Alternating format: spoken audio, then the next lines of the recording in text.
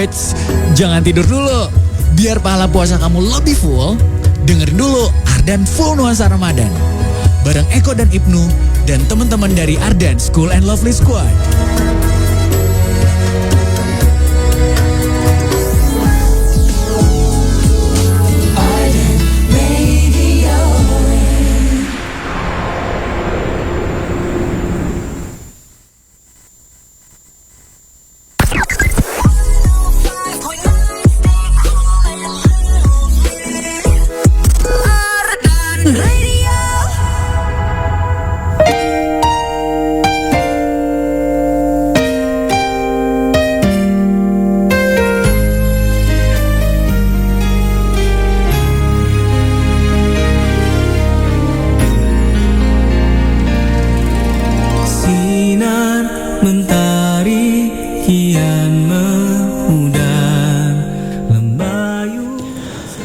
Assalamualaikum warahmatullahi wabarakatuh. Alhamdulillahirabbil alamin. Assalatu wassalamu ala asyrafil anbiya'i wal mursalin sayyidina Muhammadin wa ala alihi washabihi ajmain. Asyhadu an la ilaha illallah wa asyhadu anna Muhammadan abduhu wa rasuluh.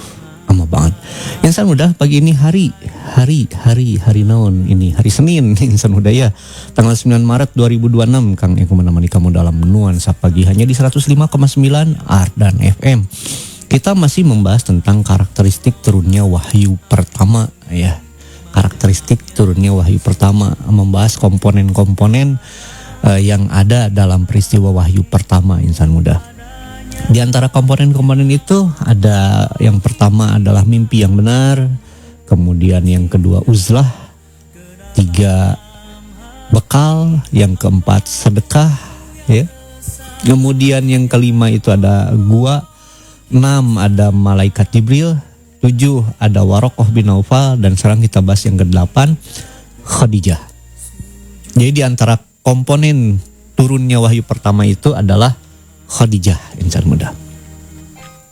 Jadi setelah Rasulullah SAW mendapatkan wahyu yang pertama berupa perintah untuk baca Iqra ya, Rasulullah SAW itu sangat ketakutan insan muda. Sekali lagi ya, ini diungkap pernyataan dari Leslie Hazleton bahwa ini menunjukkan bahwa peristiwanya memang nyata gitu, kejadian insan muda. Karena Rasulullah SAW dalam kisah ini memberikan respon yang sangat manusiawi, yaitu takut terhadap sesuatu yang tidak diketahui gitu. Nah karena rasa takut itu beliau berlari insan muda. Beliau berlari, kalau menurut saha eta teh insan muda,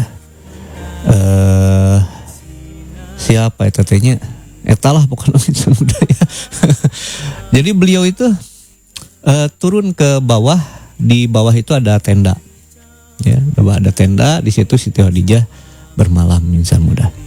Nah beliau pergi ke sana, tapi teks-teks yang lain insan muda itu memang tidak ke sana arahnya. Itu menurut ini insan Martin Links ya, menurut Martin Links.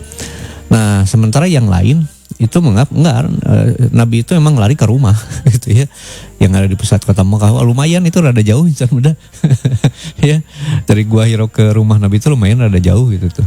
Tapi mungkin karena takut gitu jadi kuat, dan memang fisik Nabi kuat gitu kan ya. Nah menemui Siti Khadijah, selimuti aku. Udah diselimuti sama Siti Khadijah, hilang rasa takut Nabi. Nabi kemudian bercerita, kayaknya saya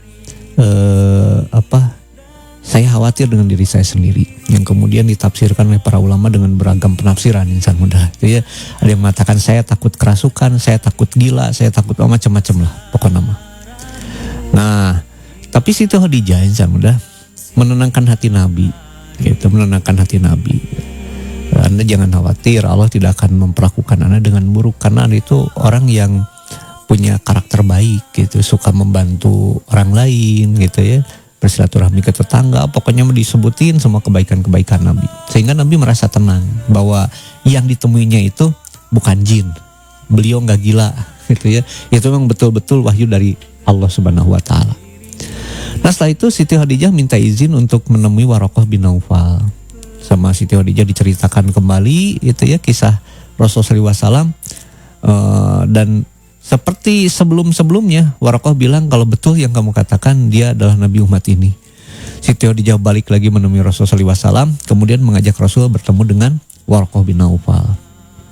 Nah, Nabi menceritakan ulang, kata Warokoh bin Naufal, yang menemui kamu itu namus besar. Apa itu namus besar? Namus besar itu adalah malaikat Jibril. Namus itu dari bahasa Yunani insan muda yang merupakan terjemahan dari bahasa Ibrani, yaitu ruah gitu ya. Kalau ini menurut saha itu teh insan muda ya. Nggak kelihat insan muda ya nama penulisnya sama saya teh.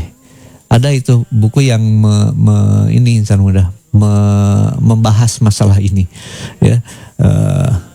Saya pertama kali membaca nama namus besar ini dari bukunya Al-Husaini itu insan muda yang tebal itu ya, biografi Nabi yang dari Al-Husaini itu. Tapi nanti Rogerson gitu namanya insan muda ya.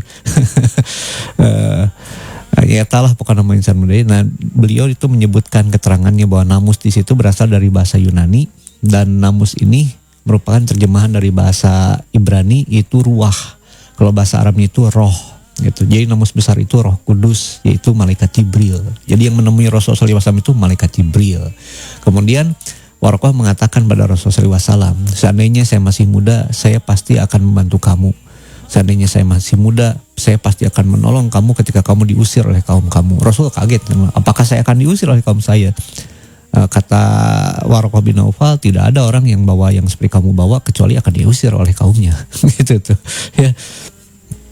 Nah ini saya pernah gitu ya dulu tahun 90 berapa lah gitu ya, ketika SMA kelas 2 insan udah pergi ke rumah seorang ustadz namanya Ustadz Nasirul Haq gitu ya. Silaturahmi sama teman-teman SMA waktu itu. Kemudian beliau tiba-tiba ngobrol masalah ini insan muda yang kita bahas ini. Nah lalu beliau memberikan kesimpulan bahwa seorang juru dakwah itu nggak mungkin diusir oleh kaumnya karena akhlak yang buruk.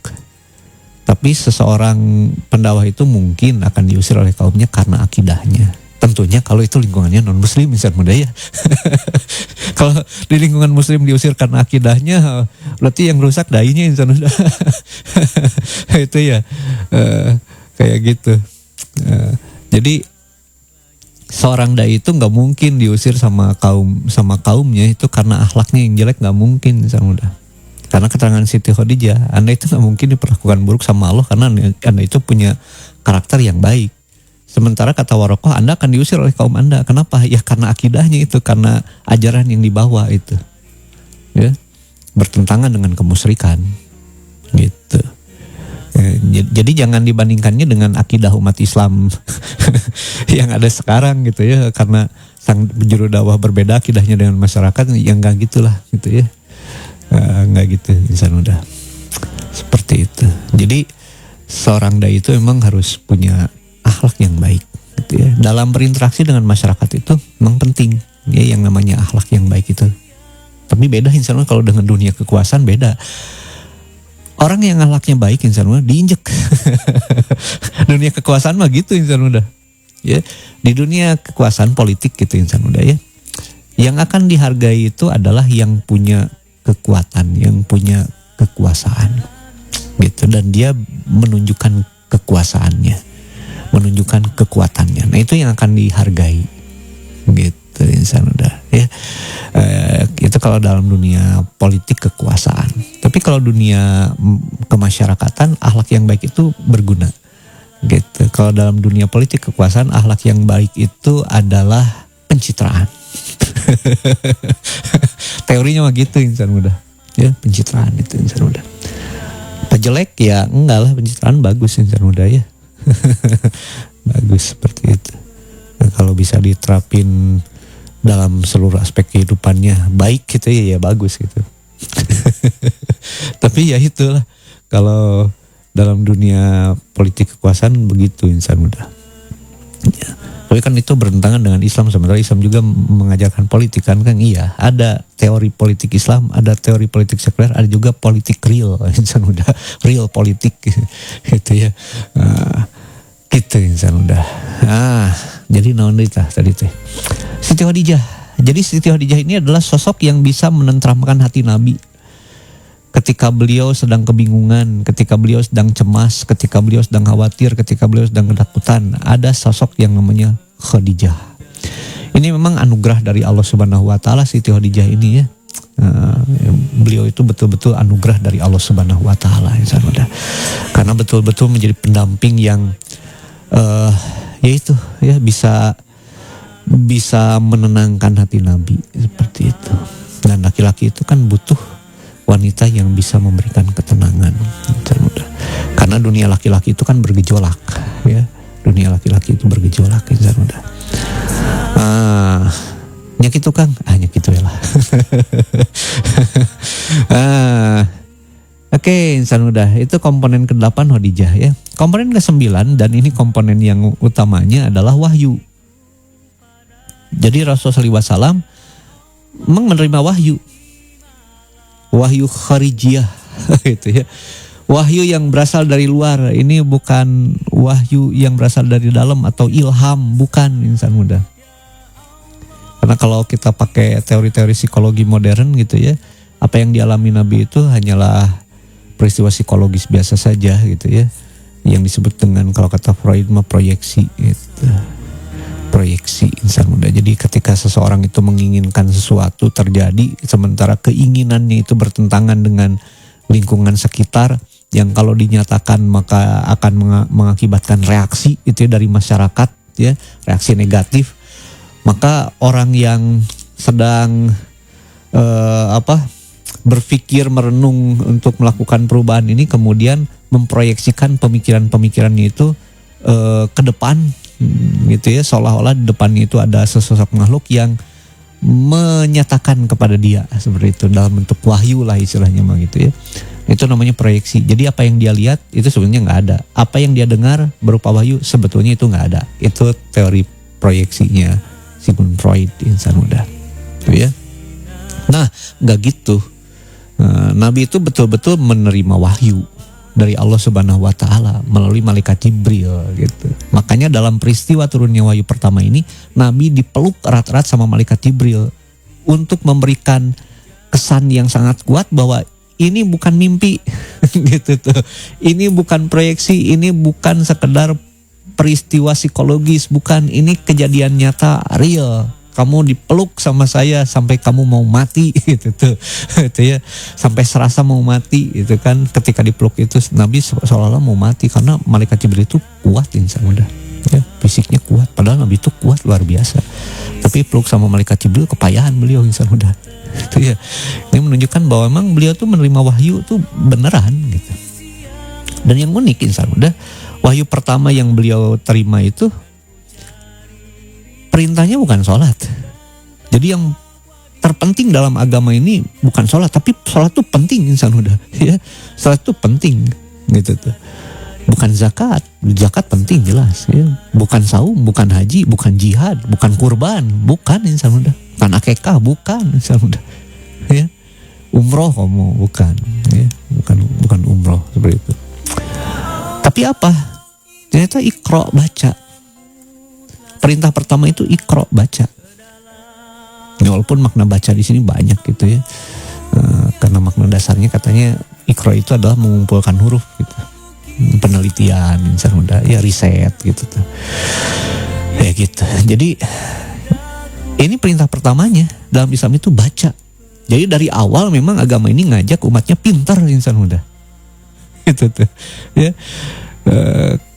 Karena zaman akhir ini zaman pengetahuan, zaman ilmu insan muda. Yang maju itu, yang berkuasa itu yang punya ilmu, insan muda. Ya. Nah karena itu umat Islam harus rajin-rajin lah membaca insan muda ya. Ya yang membaca harfiah di sini dalam arti membaca gitu ya, membaca itu. Walaupun ya membaca itu tadi udah dijelaskan, gak sekedar baca buku, membaca masyarakat, membaca macam-macam lah gitu insan muda ya. Oke, waktu sekarang menunjukkan 4:25 menit insan muda. Bentar lagi ada yang mau lewat dulu insan muda. Nanti kita lanjutkan kembali ya, insyaallah. Membias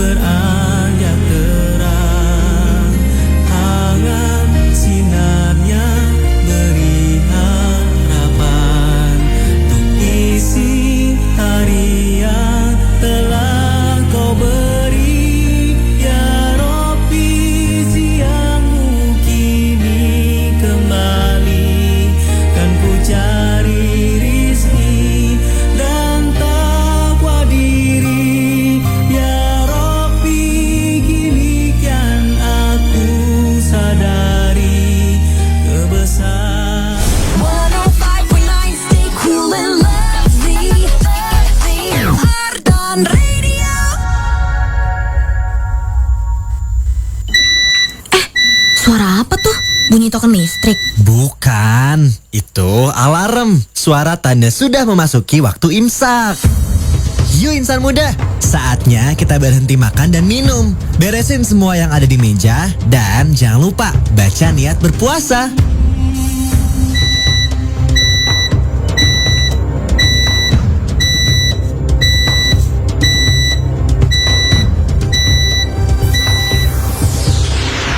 Bismillahirrahmanirrahim. Nawaitu sawma godin an adai fardi syahri ramadana hadihi sanati lillahi ta'ala. Selamat menjalankan ibadah puasa. Semangat ibadah puasa hari ini dipersembahkan oleh PLN Mobile. Semua makin mudah. Saatnya kita kuis game jawaban pasti. Nah, kita sudah bersama peserta kuis hari ini. Silakan jawab cepat ya. 1 tambah 1 2. That simple. 11 kali 11 121. Nah, kalau beli token listrik di mana? PLN Mobile. That simple. Bayar tagihan listrik? PLN Mobile. That simple. Loh, kok PLN Mobile semua nih? Tenang, semua jadi lebih mudah di PLN Mobile. That simple. Simpel banget nih. Intinya, transaksi kelistrikan, isi daya mobil listrik sampai belanja bisa di PLN Mobile. Download dan transaksi sekarang.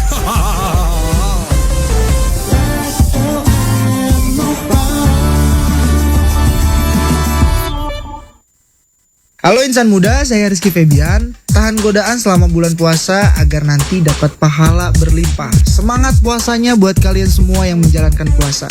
Ramadan cuma di Ardan.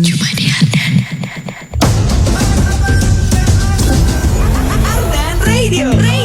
Radio anak muda nomor 1 di Bandung.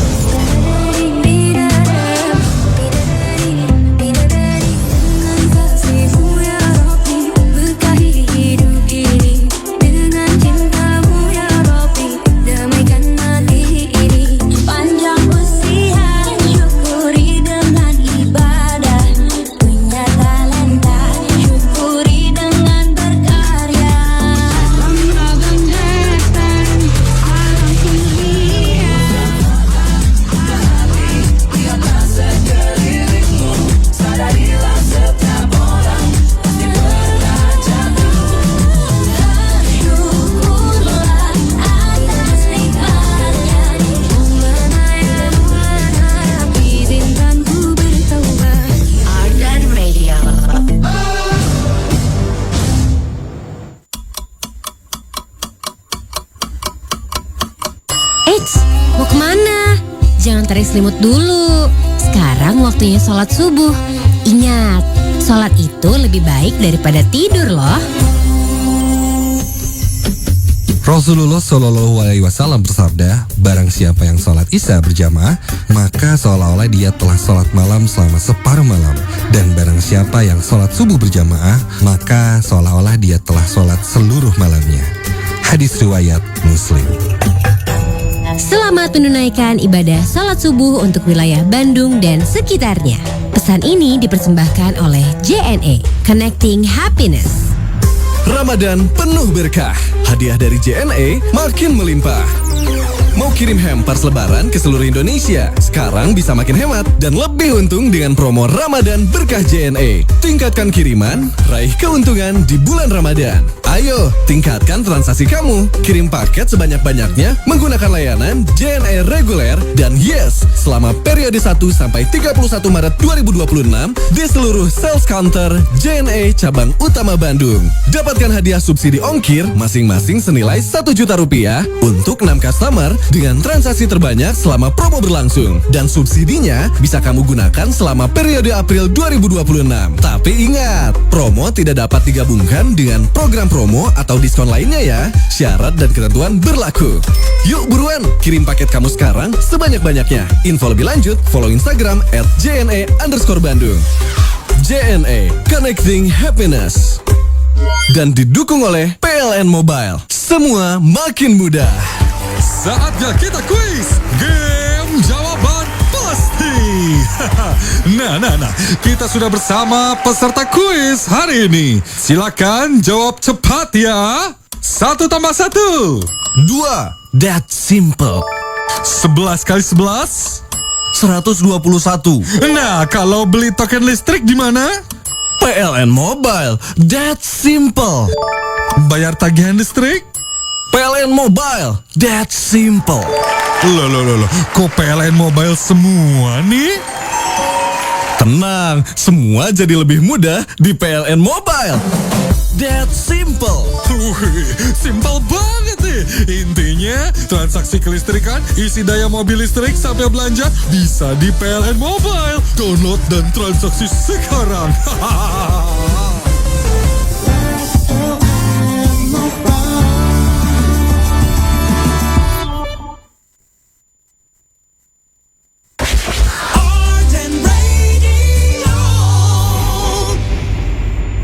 Allahu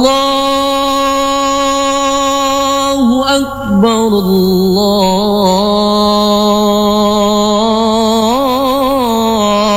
Akbar, Allahu Akbar, Allahu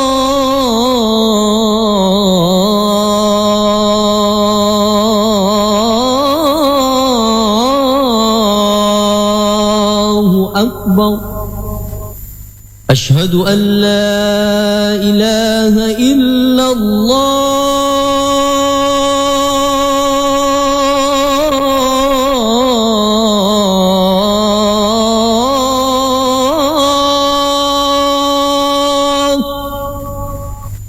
أشهد أن لا إله إلا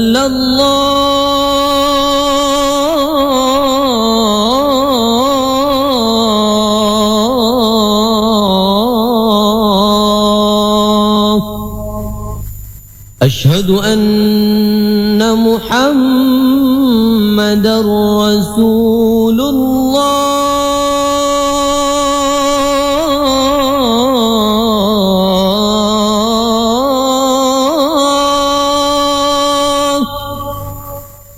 أشهد أن محمدا رسول الله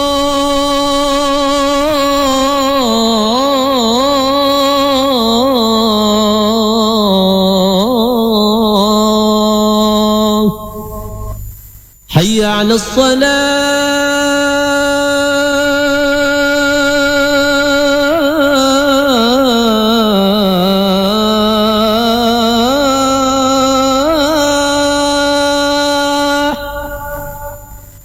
حي على الصلاة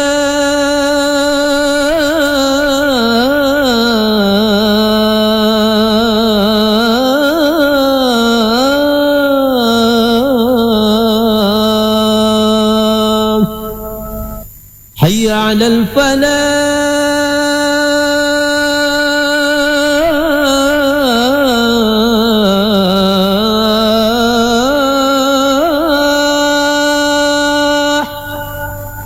حي على الفلاح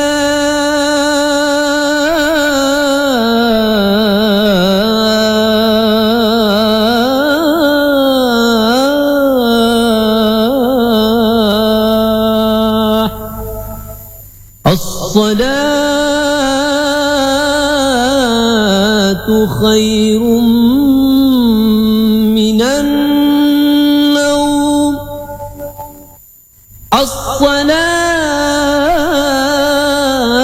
الصلاة خير من النوم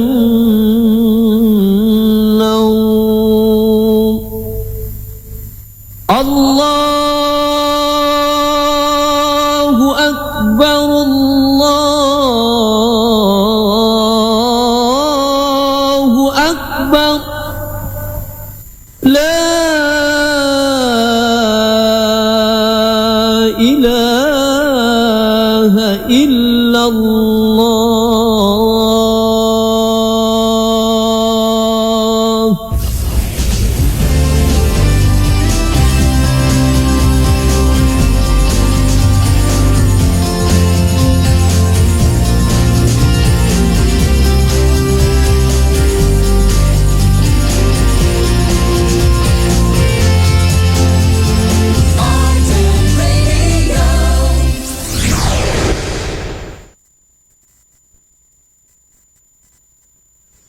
اللهم رب هذه الدعوة التامة والصلاة القائمة آت سيدنا محمدا الوسيلة والفضيلة والدرجة العالية الرفيعة وابعثه مقاما محمودا الذي وعدته إنك لا تخلف الميعاد.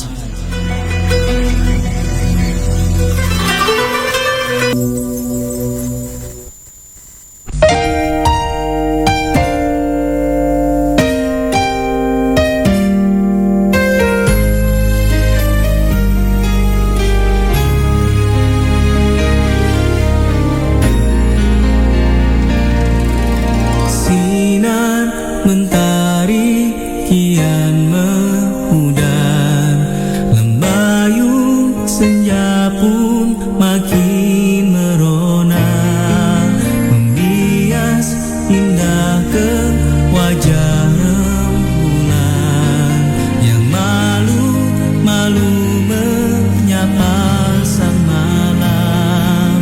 Untayan bintang berkelip angkasa yang gulita, coba arungi malam yang sunyi di dalam zikir hatiku padanya. Ya Allah, ini malammu telah singgah ke dalam hati hamba-Mu yang resah. Ya Allah, lukisan malammu nan megah, iringi daku sujud bermuhasabah.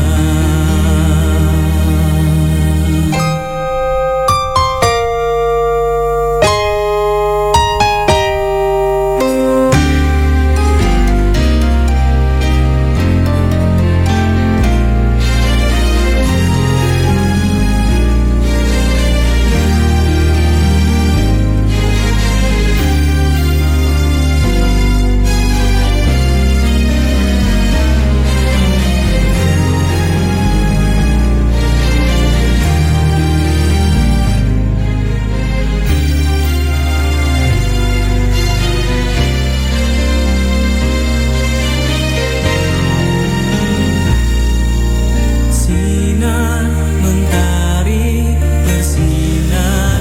Insan Muda, kamu masih di 105,9 Ardan FM bersama Kang Eko dalam Nuansa Pagi Insan Muda. Kita lanjutkan kembali kisah perjalanan atau biografi Nabi Muhammad Sallallahu Alaihi Wasallam Insan Muda.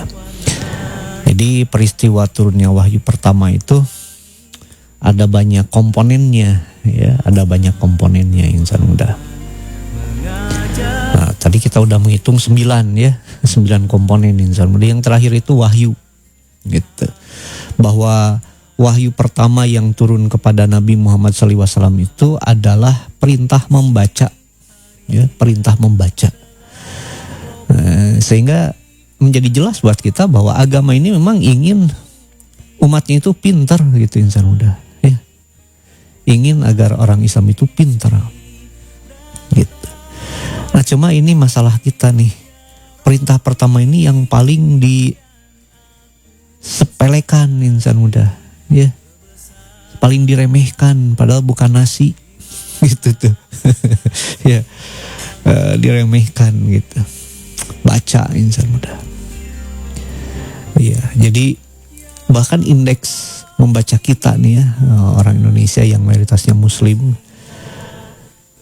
itu paling rendah kan di Asia Tenggara Insan Muda. Indeks baca kita itu.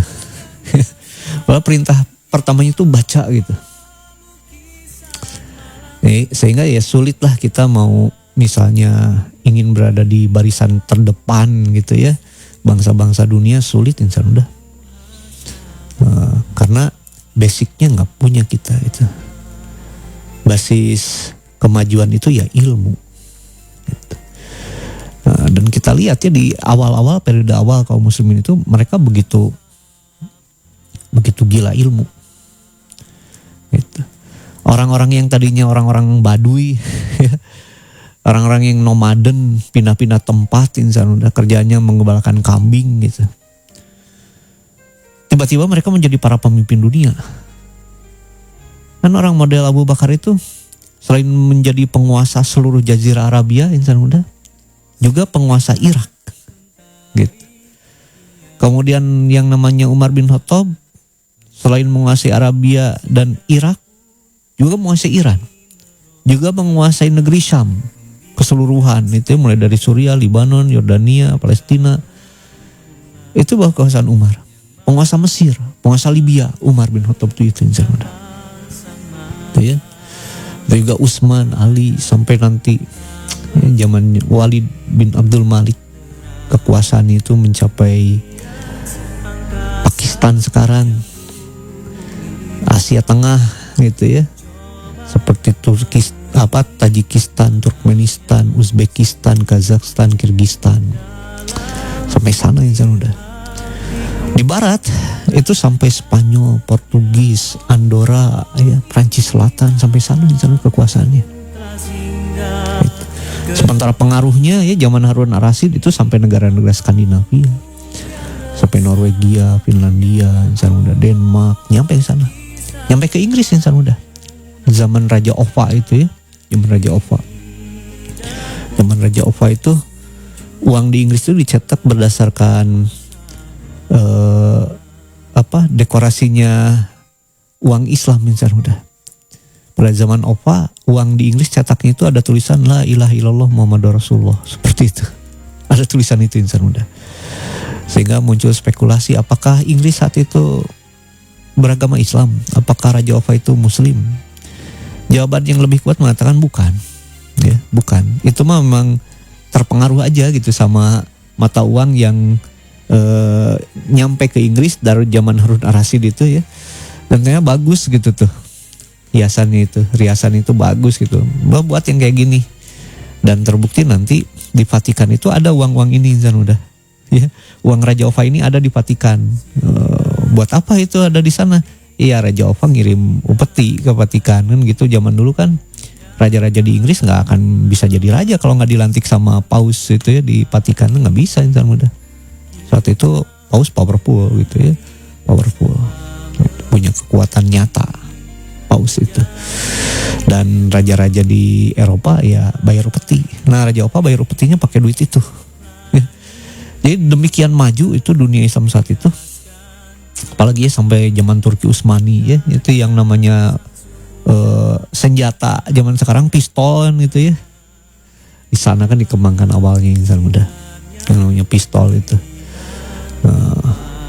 Atau yang terkenal peta Piri Reis insan muda ya, peta Piri Reis itu yang namanya Antartika, benua Amerika Selatan itu ada di petanya. Padahal katanya itu ya, kata orang Eropa, ya kami juga baru menemukan Amerika kan tahun 1490 berapa satu ya. Columbus itu insan muda. Tapi kok jauh sebelum itu Piri Reis sudah punya petanya, udah buat petanya. Ini menunjukkan bahwa dunia Islam itu memang maju banget ya. Dan itu dasarnya apa? Dasarnya itu ikro, baca insan udah ya. Kudu pintar gitu ya. Harus pintar gitu tuh. Jangan malas-malasan kitanya. Ya, jangan malas-malasan, manfaatkan waktunya untuk yang bermanfaat gitu tuh. Baca insan muda ya. Nggak hanya baca Quran, hadis, fikih, enggak, insan muda baca apa aja. Mau matematika juga insan muda membaca, latihan ya, itu ibadah. Emang agama nggak butuh matematik gitu? Butuh insan muda. Buktinya apa? Kita menghadap kiblat dari Bandung ya ke Mekah itu gimana caranya? Kalau nggak pakai matematika insan muda, ya. Kalau nggak pakai matematika gimana caranya kita menghadap kiblat ke Mekah? Ibadah haji insan muda ya ke Mekah. Kalau nggak pakai fisika gimana caranya insan muda? Yang namanya buat kapal laut, pesawat terbang kan gitu ya. Dasarnya kan matematika, fisika, nanti dikembangkan ke ilmu-ilmu terapannya seperti itu. Jadi belajar di sekolah juga ibadah itu teh. Itu ya. Ibadah insan muda. Niatin ibadah gitu. Pas saya ke sekolah gitu ya, niatnya ibadah. Itu dinaungi malaikat. Itu insan. Jadi nggak harus belajar Quran, hadis, fikih itu baru itu kemudian mendapatkan rahmat Allah. Enggak, insan muda. Pelajaran yang lain juga dapat. Gitu ya, dapat insan muda kayak gitu ya. Belajar ekonomi, memang kita nggak butuh duit gitu insan muda. Kan gitu ya. Itu kan dipelajari di ilmu ekonomi kayak gitu. Belanda bisa menjajah Indonesia 350 tahun, gimana itu belajar sosiologi mereka insan muda. Gitu tuh, belajar sosiologi, antropologi sehingga tahu itu bagaimana masyarakat Indonesia itu hidup ya, dan tahu celah untuk menjajahnya. Ya gitu. Jadi baca. Oke, insan muda ya, kesempatan kali ini kita cukupkan dulu. Insya Allah besok kita lanjutkan kembali biografi perjalanan Nabi Muhammad Sallallahu Alaihi Wasallam. Mudah-mudahan bermanfaat. Billahi taufiq wal hidayah. Assalamualaikum warahmatullahi wabarakatuh.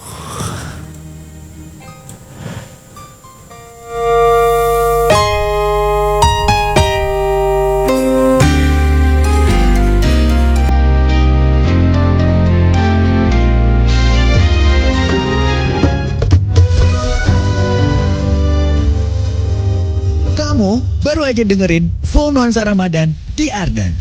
Semoga bisa bikin puasa kamu lebih menyenangkan dan full tentunya. Full nuansa Ramadan dipersembahkan oleh Ardan FM.